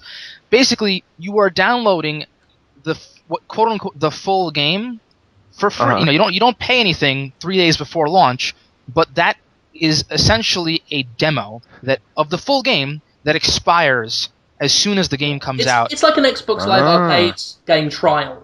Yeah, the digital version of the game expires when the game launches, and you have to actually go to a store or Amazon or whatever and buy the disc. They're not going to let you download these games to your console and keep them there. It's just you're downloading it for 3 days, and you can play it for 3 days ahead of all your other friends, the plebeians who don't subscribe. It's also going to offer some other stuff that's not nearly as interesting. You'll get a 20% discount on all DLC for those EA Sports games. Stuff like I don't know, Madden offers. You can buy like points to upgrade your franchise and all kinds of other stuff. You can buy courses for Tiger Woods. So 20% discount across all DLC for those sports games. Okay. You'll get what they're calling free premium web content, which extends the game experience beyond the console to a web browser.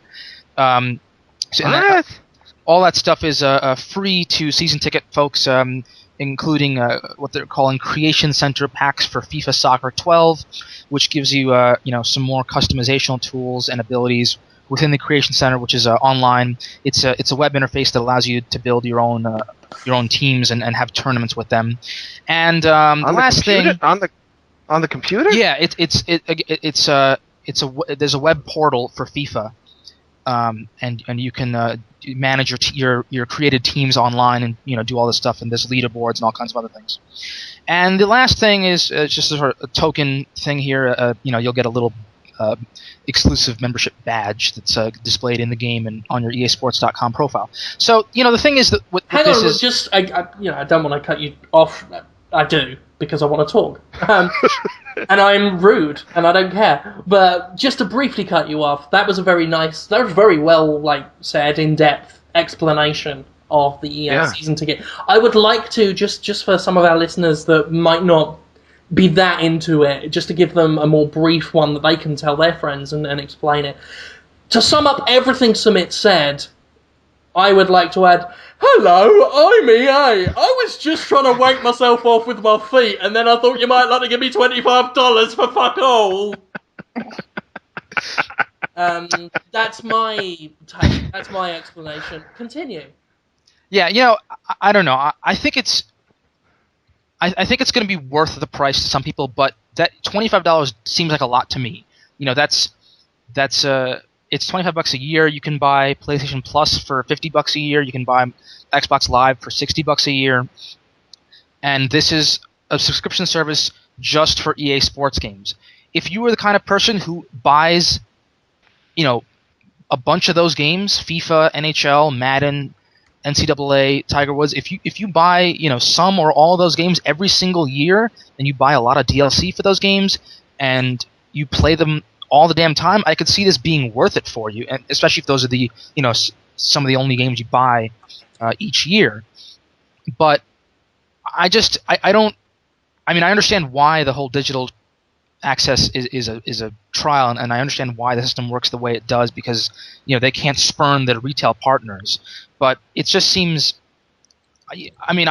why am I going to spend an hour downloading 9 gigs or whatever of a game that I'm only going to be able to use for 3 days, and then it's useless to me. I have to delete it off my console and then go down to GameStop and buy a disc, the same game I just was playing 10 minutes before midnight before it expired. That's the problem. There's no offer. This is like paying a restaurant a yearly subscription fee for the privilege of the day before you decide to go there for a meal, you can go to their kitchen and smell your food.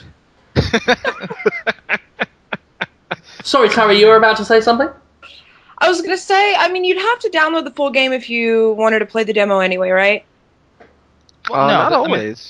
For the sports games, the demo is like, for Madden, it's like, one game of 5-minute quarters or something, or for NHL, it's like just the last 5 minutes of a game.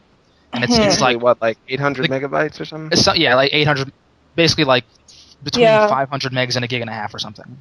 I could only see that being worth it if you're not really sure if you want to play a whole bunch of the games, but if that's the case, then you probably wouldn't be buying a membership to EA games anyway. So yeah, I mean, yeah. I suppose if you're someone who buys all the DLC courses for Tiger Woods, which some of those can be like $750 each for those courses, at least when they're not bundled with other ones.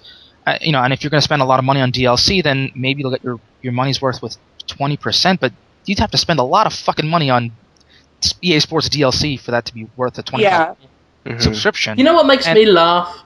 Is they fucking complain about second-hand used games, and they're doing shit like this. They're selling Day 1 DLC and Tiger Woods courses for $7.50, and now they want subscription fees, and they've got the fucking nerve to say, we want to sell a game twice because we can't afford the servers. I'm like, you make enough fucking money off your games for not that much effort. I mean, and you've just come up with a subscription service that lets people buy stuff. A subscription to buy stuff. I mean, really? And you want to tell me you can't afford the Battlefield servers? Yeah. I was seeing some people say that, for the people at, like, there are some people who say that they work at GameStop, and like the people who buy Madden every year are hounding them, a few days before the actual release date. Do you have it in stock yet? Can you sell it to me early? So, again, there are probably some people for whom the idea of playing a game 3 days early for being in that quote-unquote exclusive club is going to be worth the $25 they'll ticket. have all their friends over, they'll have a party, they'll talk about how great they are, it'll be great. I do question just how many people are going to fall for it, though. I mean, I know Madden is a big thing, and I know there are some obsessives out there, but obsessives are, like, noted by their extremity, and extremity is noted by its rarity. Sure. And I just... EA's been doing this a lot lately. We've had online passes, we've had Origin, and now we've got this. And it seems to me that EA thinks having a service is enough. Just saying we've got a service is competition. It's like, no, you've got to make the service competitive, and then you are competitive. It's not just... It's like I could open a shop tomorrow. And say, I am now Walmart. And it's like, no, that's not going to work. Not if I'm just selling, like, little statues of elephants I've made out of my own dry shit. But who is... Is there any competition for Madden, though? Madden is just... No, Madden is the only football game in town, and it's going to be that way for a while. Yeah. But someone asked me this, and I said they are competing against the consumer's desire to not spend $25 a year on shit. Yeah, I mean, look, the thing is that, you say that you wonder how many people there are, but Madden sells like 4 to 5 million copies every year. FIFA sells like 10 million worldwide. I think the last one sold, like 9 or 10 million copies around the world. It's crazy. And that at least has competition, right? There's FIFA, and then there's the Here's the problem. I'm not talking about competition in the traditional sense. EA is trying to compete with things that were once its allies. Like, it's trying to compete with Steam. With the subscription service, they might be working with their retail partners, but let's face it, they're trying to compete with retail. They're trying to compete with, like, Xbox Live and PSN, even though those are the things selling the subscription fees. They're still trying to compete with those because EA is trying to look to get as much maximum profit for itself without having to include anybody else. EA at the moment seems to be trying to turn itself into an island in a sea of companies. And not rely on anyone but itself. And that is competition. And you can't do that just by saying, I've got Origin, I am now an online distributor, I've got the EA season ticket, I am now a network. You can't do that. I wonder if, really, this is just a way for them to test the water for full-on, legitimate digital delivery of games in the future, because you've seen. I saw an interview with EA's. I think his name is Andrew Wilson from EA Sports, and he was saying, it was an interview at the Develop conference, and what he was saying was that look, digital distribution might be the future, but at this point, the best way for people to get 7 gigs of content is still to buy it on a disc. It's not to download it because the bandwidth is simply not there. The infrastructure especially in America, isn't there for people to be able to download that much content every year, or really at all. So I wonder if by doing this they want to see how many people are not only how many people are interested in paying $25 for the privilege of playing a sports game 3 days early, but also how many people even would do it because they have the ability to download that much data and use it for 3 days. How many people have the bandwidth coming to their house that they can say, oh sure, 7 gigs, yeah, whatever, that won't take too long to download, and then I'll be hopping into a game of Madden. Yeah, I don't know, I don't want to just say, oh, it will fail. I hate definitively saying things before they happen, because that's been done a lot on past Podtoids, and they've often been proven wrong.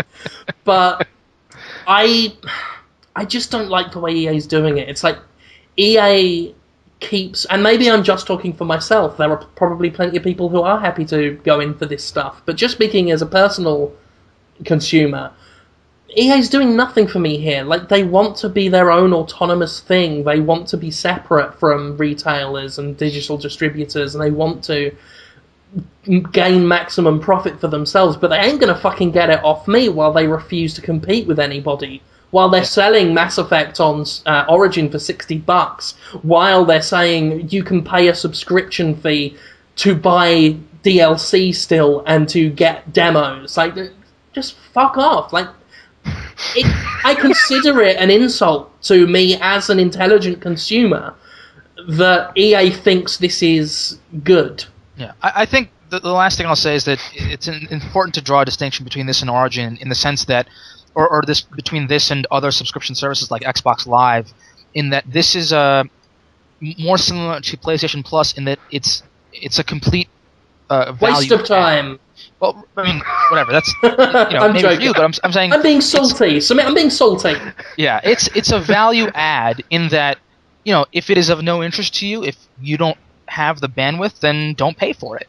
But for the people who for the people who wait outside GameStop at midnight for Madden every single year, and Tiger Woods and NCAA football and FIFA and NHL, for those people it might be worth it, and for them it might make sense to spend $25 a year to get those 3 days of early access that they can boast to their friends about.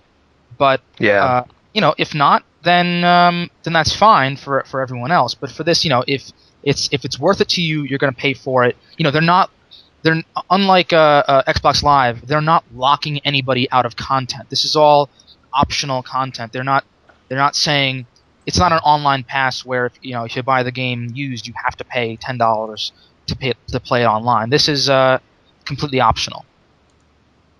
I mean, right. I will make them good on that. That is, they've not done something where you are screwed if you don't have it. And that's why I never really had a problem with Activision's Call of Duty Elite. I've got no interest in that, but I don't really need it. And that's fair enough. It's actually a little bit more than I'd have expected from EA at the moment, the way they're going. But like I say, it's come at the time when EA is trying to make this stand against the world, and it's not really done anything. It's expecting gamers to put in the effort to make EA stand on its own, rather than making much effort itself.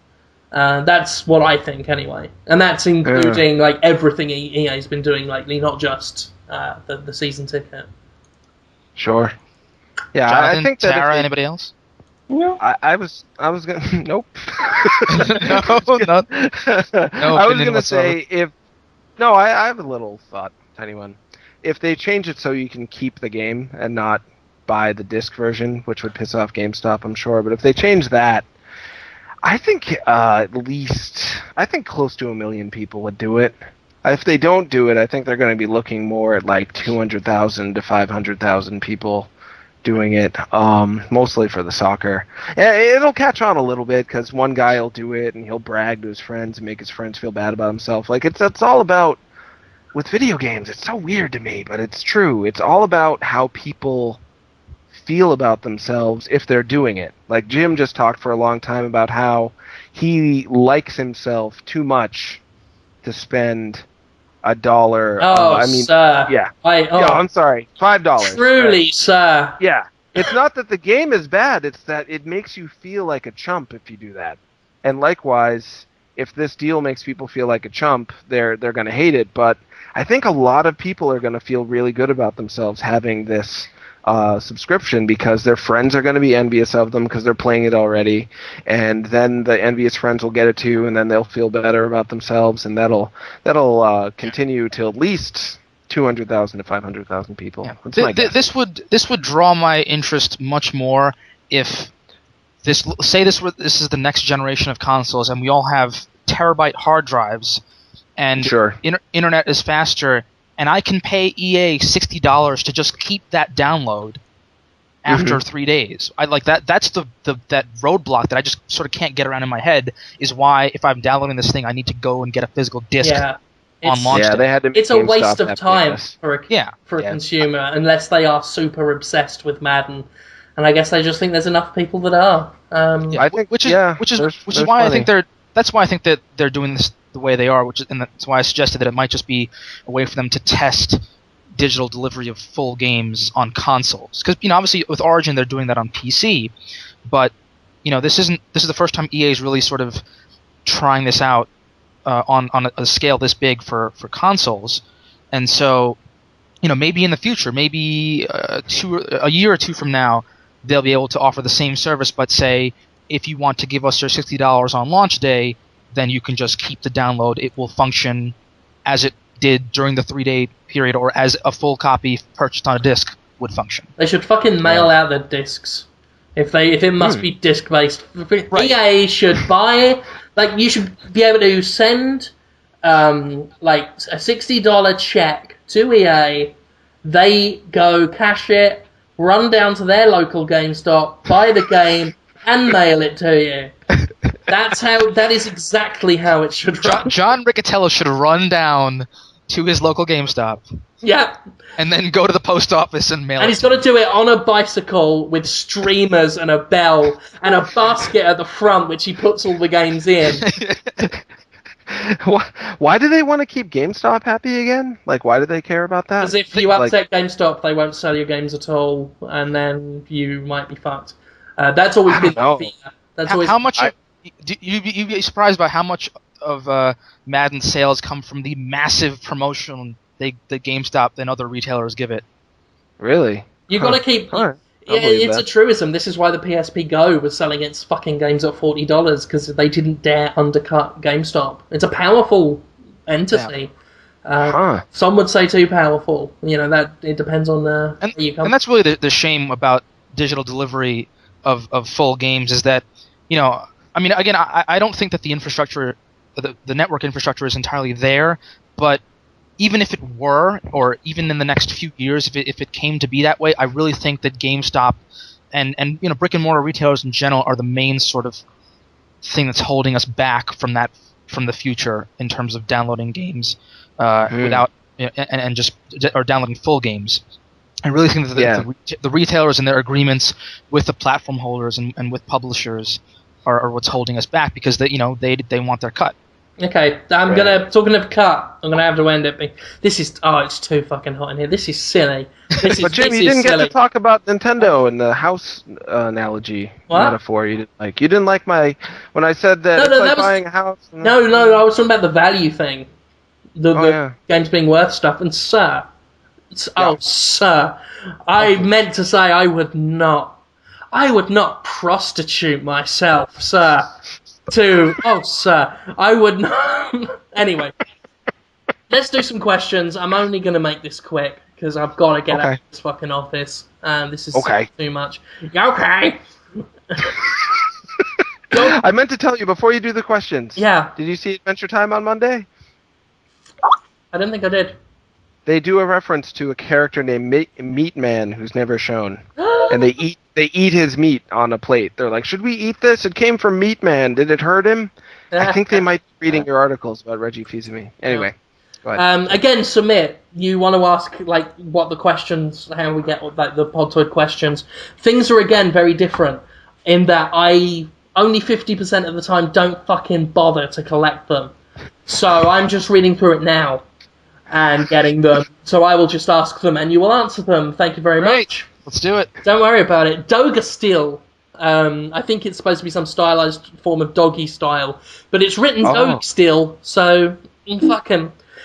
He says, what do you think is with this belief that because a game is a puzzle game, it's therefore not worth $60? That is a very interesting question. A puzzle game can have as many, if not more, hours in it of gameplay than a first-person shooter or an action game or a role-playing game. And yet, because it's a puzzle game, people don't think it's worth much money. And I must say, if I was playing a straight puzzle game, I probably wouldn't want to pay $60 for it. And I don't know why. So I guess that's what he wants to know, is why do we have this idea? They're usually a bit shorter than like a first-person shooter game. Well, I think the idea is they've just got so much more replay value to them. Like, I guess anyone can... Like, I can still pick up Luminous right now and have as much fun with it as I did when I first played Luminous. I think that's the idea. Like, you can get a load of gameplay out of it, but, you know, there's something about it that feels more shallow than... Even though it could be as complex as anything, it feels more shallow to me than a quote-unquote real gamey experience. It goes back to what I was just saying about how you feel about yourself after you buy it. I mean, you may buy a new puzzle game for $60 and love it and play it for 40 or 50 hours, but you just feel like you're a dumb person for buying a puzzle game for $60 because you know that it didn't, take 100 people like it took 100 people to make Grand Theft Auto 4. You know that just didn't cost that much to make, so you feel like, oh, I shouldn't pay that much for something that's just not worth that much, so I'm dumb. And that's a shame, because I think that a game's worth is measured by how much you enjoy it while you're playing it, and how much you think about it when you're not playing it, and how, if the music is really good. Like Mega Man 2, I would pay $60 for that game again if I had to, because I love it. I feel so good when I play it, and when I'm done playing it, I think about how much I enjoyed it. I'll think about it the next day sometimes, like, oh, I love it. Then I'll go back and play it again. It's worth so much money to me. Whereas, another NES game like Ice Climbers really would be worth $1. I wouldn't go 10 cents. Ice Climbers. And it's the same with puzzle games. I'd pay $60 for a new puzzle fighter. At the drop of a hat, I would get more than $60 worth of enjoyment out of that. But if it was like a new Mr. Pants, you guys familiar with Mr. Pants? No. Let's not talk about Mr. Pants. It's okay.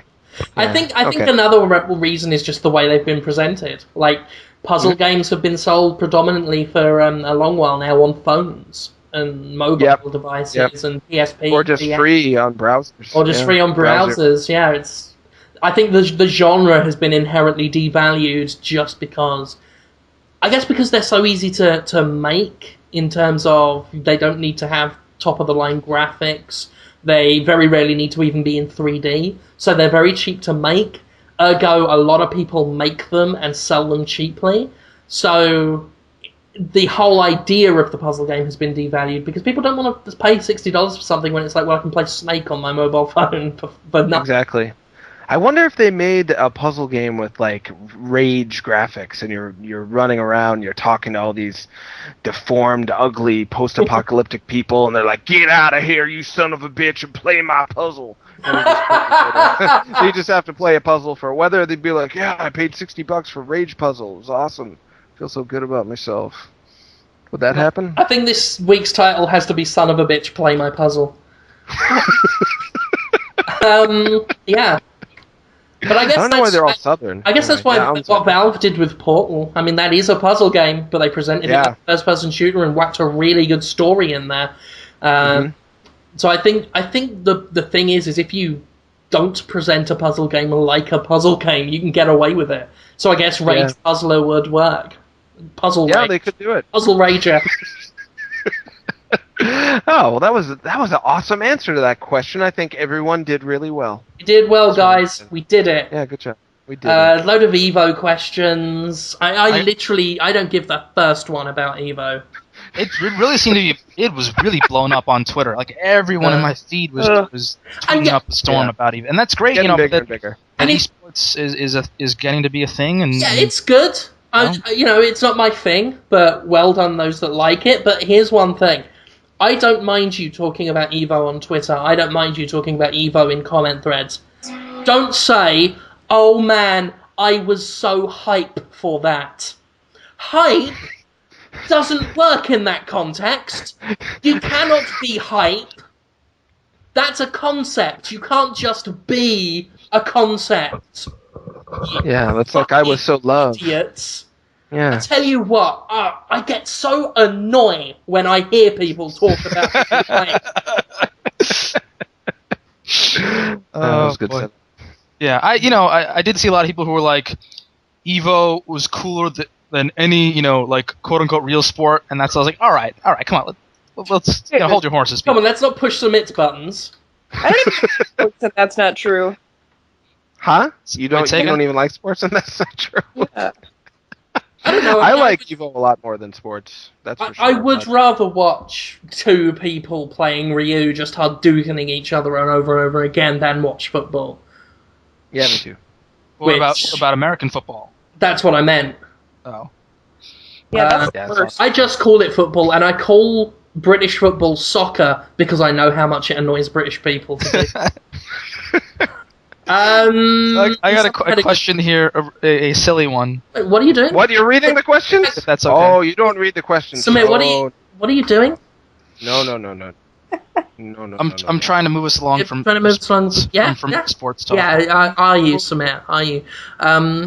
Here's the thing. You don't do that because I'm not being funny or anything. I don't want to make this uncomfortable, but you don't fucking undermine me again, okay?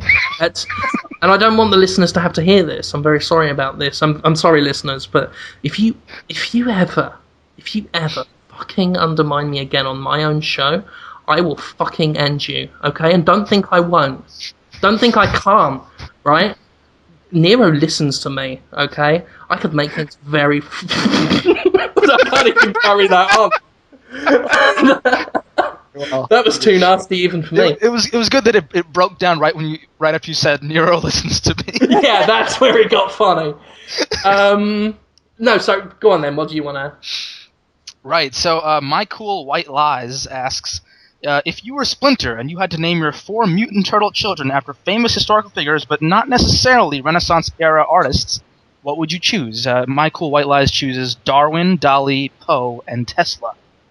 Oh, I hate history. And science and history together? I'd like to just have 4 Joseph Fritzels.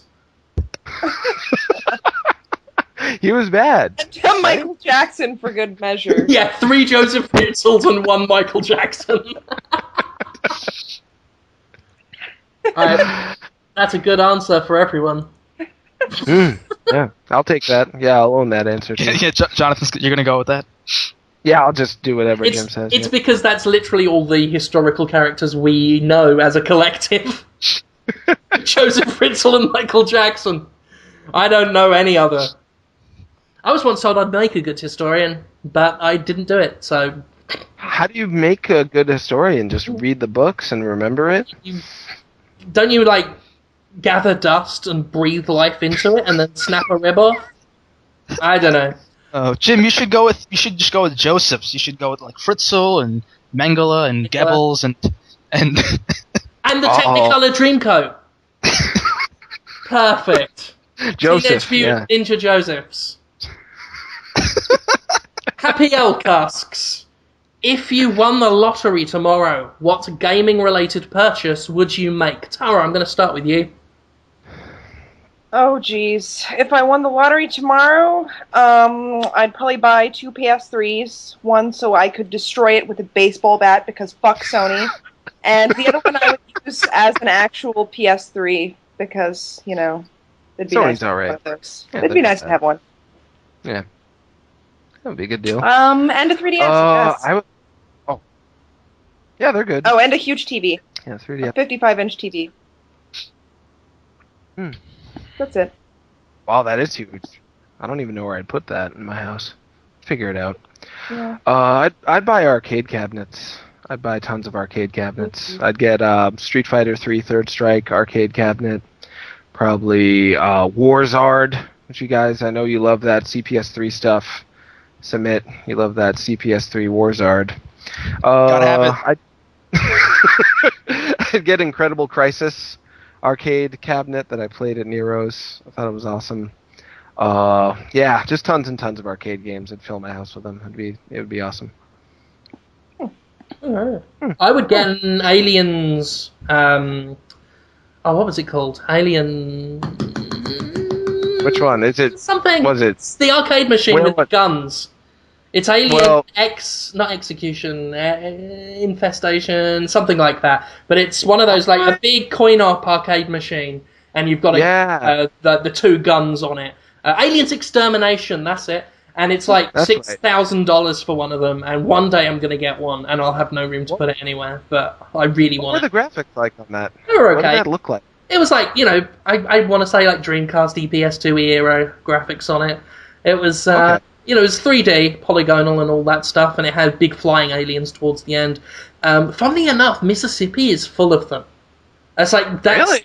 Yeah, that seems to be what Mississippi has. We've got theocratic anti-abortionists vote no on Proposition 26, by the way, and fucking Aliens Extermination's arcade machine, which I guess for a fucking backwater racist state like this, a place where you exterminate aliens, is probably why it's so popular. But it's everywhere, like in movie theaters and fucking Gaddy Town, this horrible place where the kid always wants to go. Aliens Extermination arcade machine. Always have to put in my 25 cents or however much it is to give it a quick go. I went to see James Cameron's Avatar, starring James Cameron, written and directed by James Cameron. And they had an Aliens Extermination arcade machine outside. And I ran straight to it after watching Avatar, so I could actually have something James Cameron related that was entertaining. And then that made it night. I still haven't seen Avatar. It doesn't look that good. I don't like the graphics. Yeah. Gravity Boots 000 says he has a question. I didn't answer the question. Oh yeah, do it, Submit.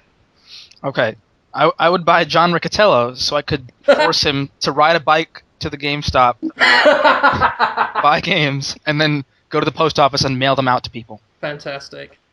That was... Gravity Boots 000 says, I have a question. Stop fucking interrupting Tara when she speaks.